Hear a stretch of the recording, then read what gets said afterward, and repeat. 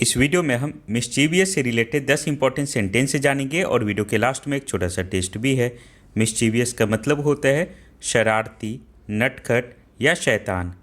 First sentence है that was a mischievous trick, she gave a mischievous smile, my brother is very mischievous, I saw a mischievous squirrel outside. The cat looked mischievous and playful.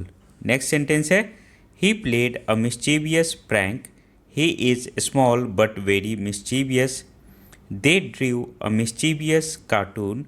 Don't do mischievous things in school.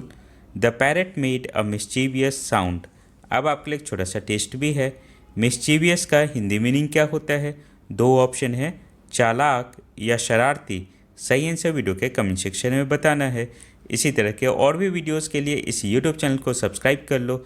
All the best for your upcoming exam.